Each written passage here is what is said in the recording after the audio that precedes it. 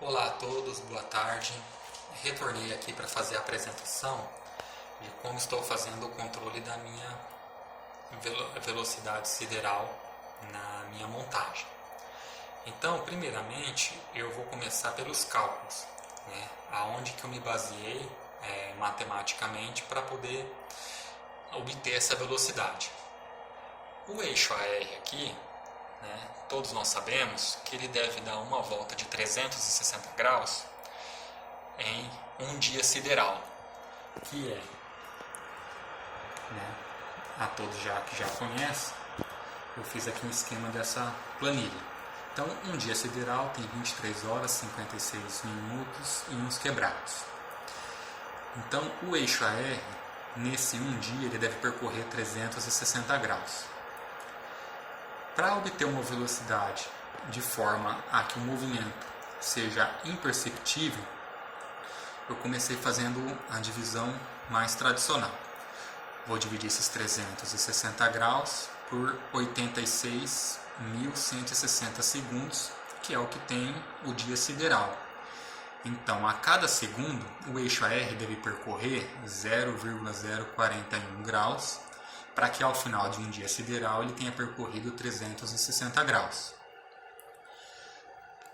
Esse eixo aqui, eu estou utilizando uma engrenagem com a redução aqui do fuso de 300 dentes.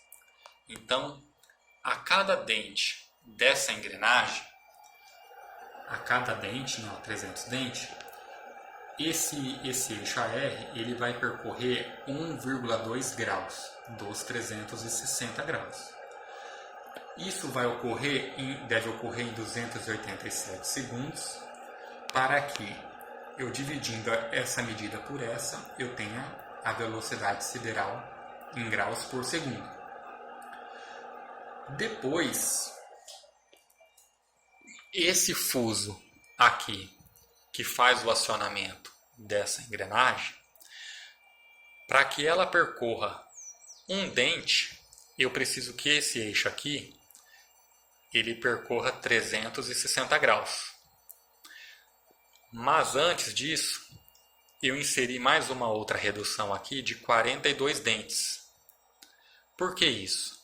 Para ter o movimento mais imperceptível possível na ocular, na câmera, e o mais leve possível aqui para o motor. Mas não só isso, para que eu tenha um controle muito preciso da velocidade desse motor. Mas vamos de novo lá à planilha. Então, se eu pegar agora esse 1,2 graus e dividir por 42 dentes, ou seja, para que ele percorra um dente, ele tem que passar por 42 posições. O que vai dar uma medida de 0,02 graus, que ainda está longe da velocidade sideral por segundo. Essa medida aqui ela vai ocorrer em 6 segundos, para que aí sim eu tenha a medida em graus da velocidade sideral por segundo. Para que essa engrenagem percorra um dente, eu instalei ainda o motor de passo aqui com esse fuso. Ou seja, a cada 360 graus nesse eixo é que ele vai percorrer a medida de um dente aqui. E esse motor de passo, é o NEMA 17, ele é um motor de 200 passos, mas eu estou utilizando uma divisão de micropassos no drive, em que a cada volta de 360 graus desse eixo, ele tem uma divisão de 3.200 posições, ou seja, 3.200 passos para completar 360 graus. Então, de novo aqui, se eu pegar essa medida em graus e dividir pelas 3.200 posições, eu tenho uma medida em graus tão pequena aqui que o Excel nem conseguiu apresentar direito aqui. E a cada passo desse aqui, ele vai estar ocorrendo em 0,0021 segundos. Então, é uma medida muito pequena, mas basicamente, ainda assim, é a medida precisa da velocidade sideral em graus por segundo. Então, essa medida em graus dividido por esse tempo alcança a velocidade sideral em graus por segundo. Mas o que acontece? Como eu estou utilizando esse motor de passo, eu não quero colocar, vamos dizer assim, um pulso por segundo, uma posição dessa por segundo. Por quê? Porque na minha ocular ou na câmera vai apresentar uma velocidade inconstante lá na ocular ou na câmera, né? A posição do objeto. Ficará uma coisa incontrolável, principalmente se for estar fazendo uma astrofotografia que exige um certo tempo de exposição. Vai ficar muito complicado esse rastro do objeto, né, que vai se seguir na imagem. Então, o motivo de eu fazer uma divisão tão grande é para que eu consiga a cada segundo uma quantidade enorme de pulsos no motor de passo.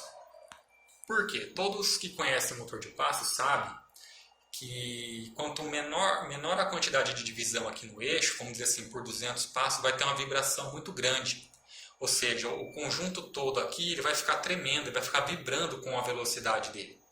Mas, quanto mais você dividir esse controle de micropassos e você colocar muitos passos por segundo, essa vibração vai praticamente deixar de existir. Você colocando a mão aqui agora no motor, em funcionamento, você praticamente não consegue sentir esse motor vibrando. E isso se transfere para todo o conjunto. Ele fica praticamente sem vibração e isso não reflete na imagem. E você pode perceber que pelo som, que é um som bem agudo, que é muito pouca a vibração que está ocorrendo. É tão rápida a geração de pulso dentro dele que ele não tem tempo de ficar preso numa ressonância, né? Se chama ressonância essa vibração. O que está acontecendo? Como aqui ficou uma divisão tão pequena, né, tão ínfima, eu estou precisando aplicar 468 pulsos por segundo, ou seja, se eu multiplicar 468 por 6,83 segundos, eu vou alcançar lá os 3.200 passos por volta. Ou seja, a cada 360 graus dividido... 3.200 passos dividido por 6 segundos dá os 468. E eu não tenho vibração no meu conjunto. Mas o outro ponto aqui da questão, qual que é? É ter uma velocidade precisa, em que o objeto ele não vai ficar oscilando, né, lá na ocular ou na câmera. Então essa medida precisa ser tão precisa a ponto de ele ficar parado. Eu estou utilizando aqui, diferente dos sistemas que utilizam Arduino ou que utilizam microcontroladores para fazer o acionamento desse motor de passo e ter uma velocidade precisa, eu busquei uma forma bem simples. E qual foi? Um sistema PWM.